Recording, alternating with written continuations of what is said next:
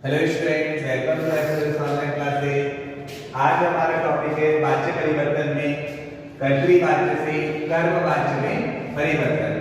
आज हम सीखते हैं कि कर्तृवाच्य से वाक्य को कर्मवाच्य में किस प्रकार से बदला जाता है।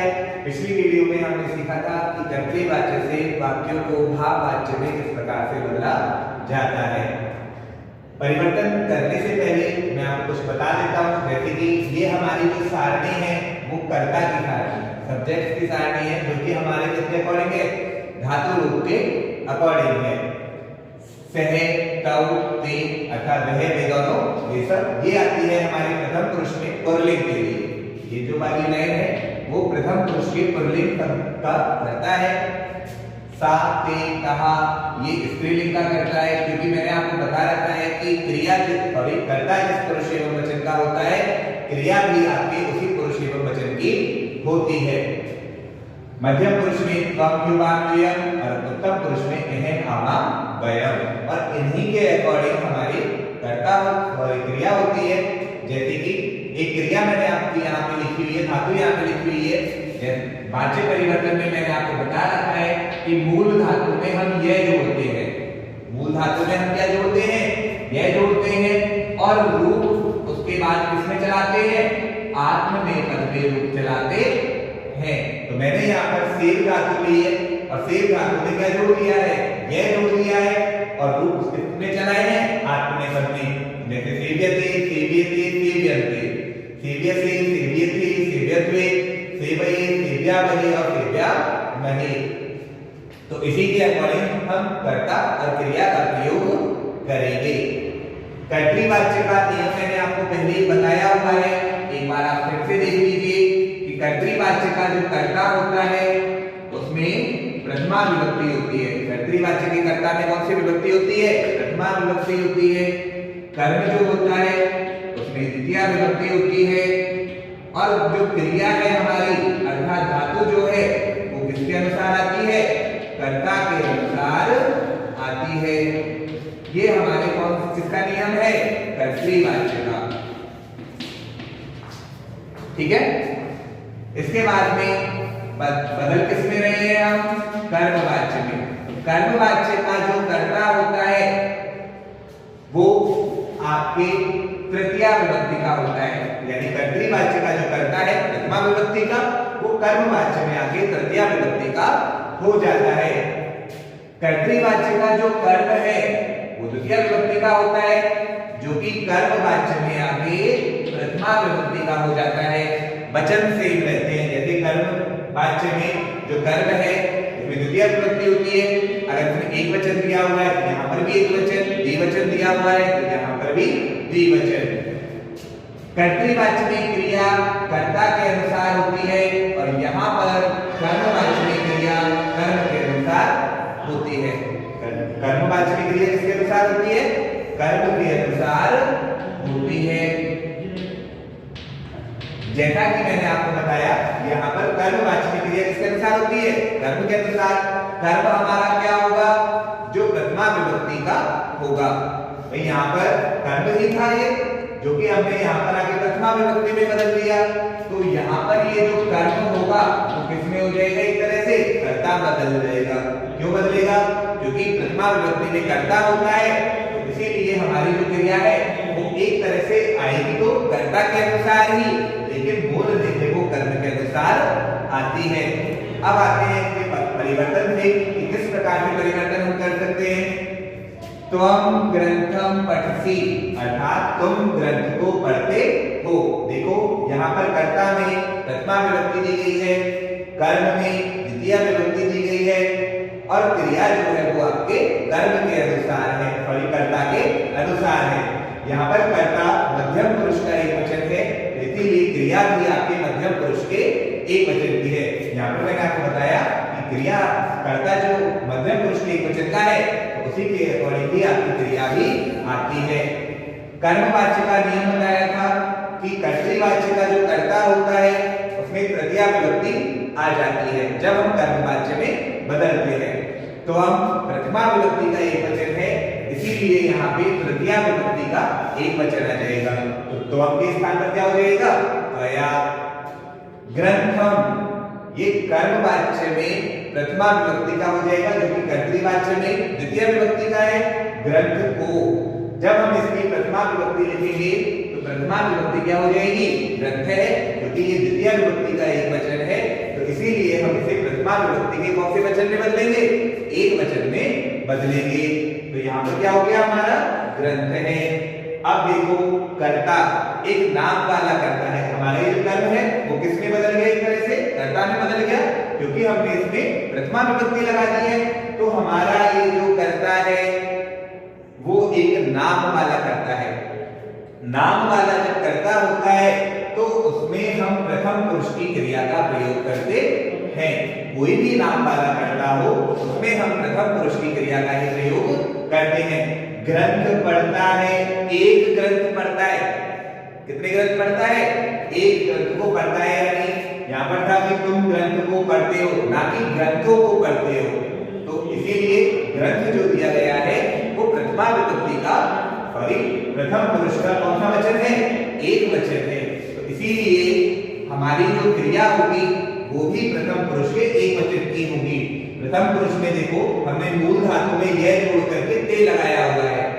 ये हो गई हमारी मूल धातु, इसमें हमने यह जोड़ा और बाद में हमने क्या लगाया हुआ है? ते लगाया हुआ है। यहाँ पर मूल धातु कौन सी है? पठ धातु है। तो पठ धातु के यह जोड़कर हमने क्या लगा लिया है? ते लगा लिया है। तो हमारा शब्द क्या बन गया?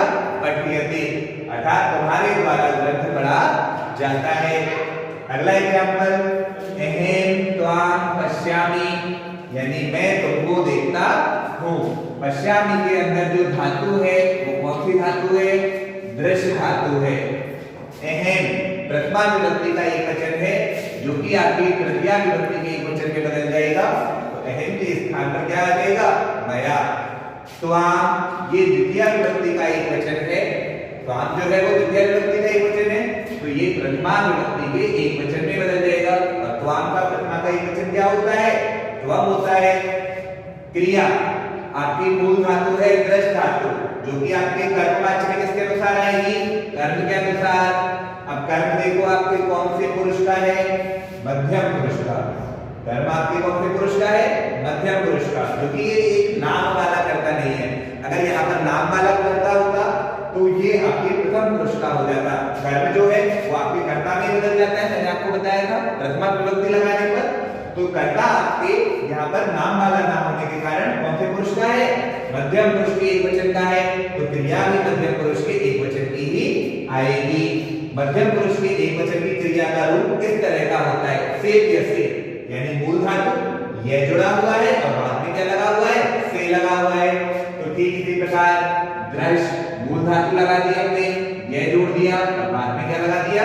से लगा दिया। दृश्य से कि मया एवं दृश्य से, यानी मेरे द्वारा तुम देखे जाते हो। अगला एग्जांपल है, सह मां पश्यति, यानी वह मुझको देखता है।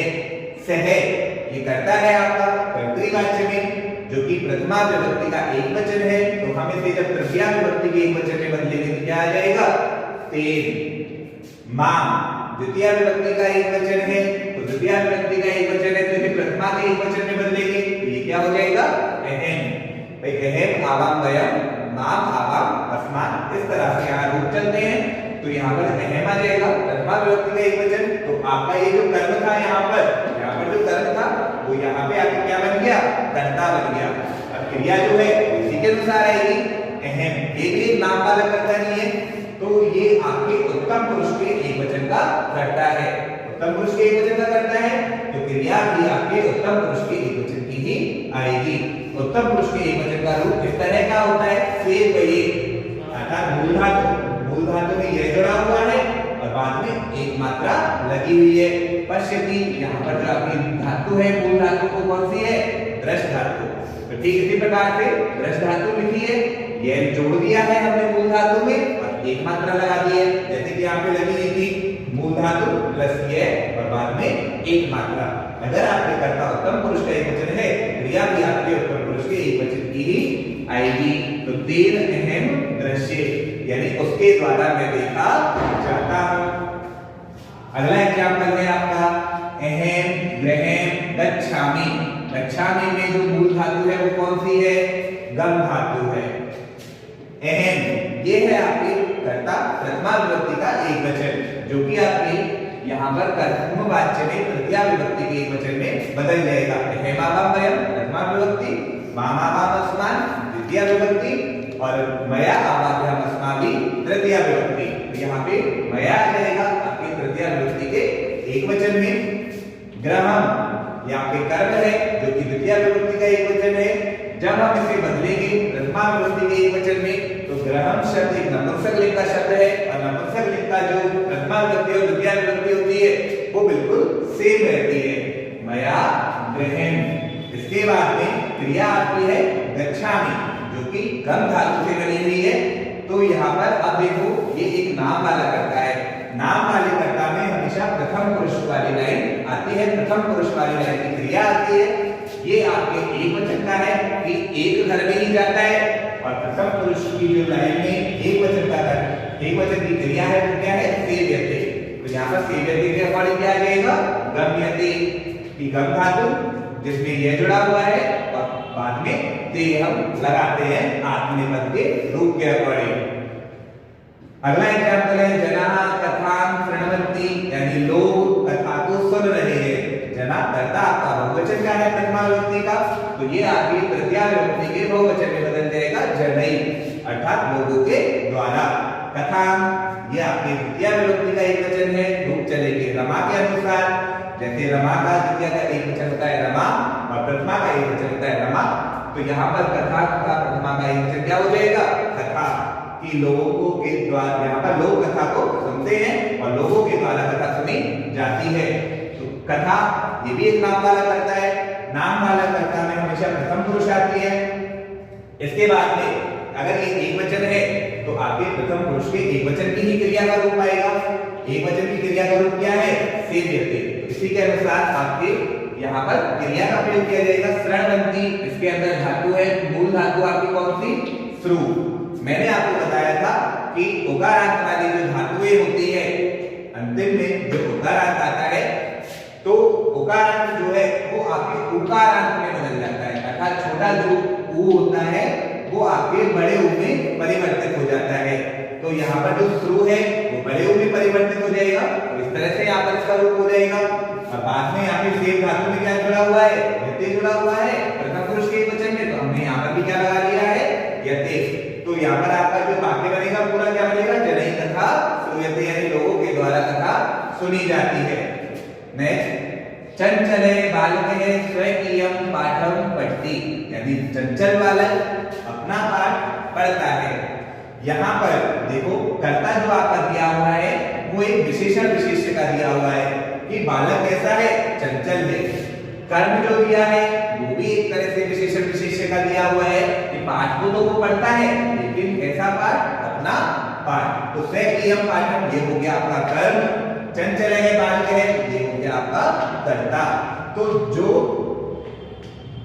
हम विभक्ति यहाँ पर बदलेंगे, जो विभक्ति हम बालक में लगाएंगे वही विभक्ति हम किसमें लगाएंगे?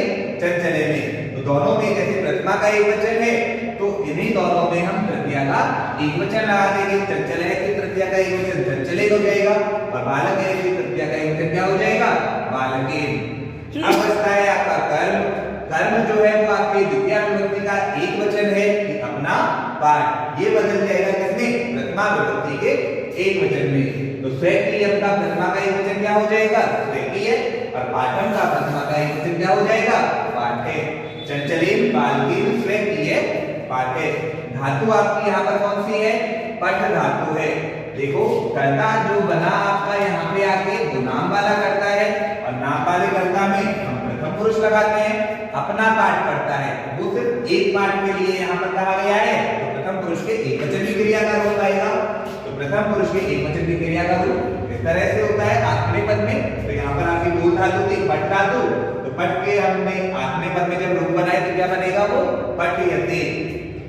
अगला एग्जाम्पल है आपका बालकः फलानि खादन्ति, अर्थात अनेक बालक फलों को खा रहे हैं।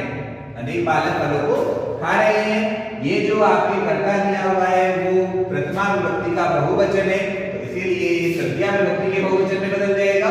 और बालकः का तृतीया का बहुवचन क्या है? बालकैः।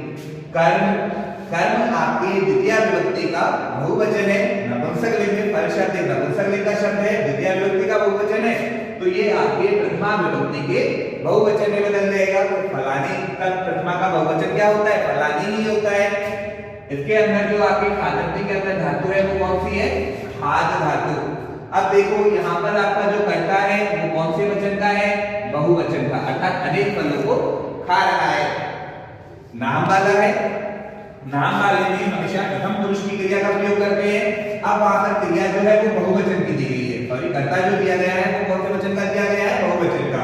तो प्रथम पुरुष के बहुवचन का रूप किस प्रकार का होता है? से यन्ते, अर्थात मूल धातु, बाद में ये जुड़ा हुआ है, ने जुड़ा हुआ है और ते जुड़ा हुआ है। तो मूल धातु में यन्ते जुड़ा हुआ है।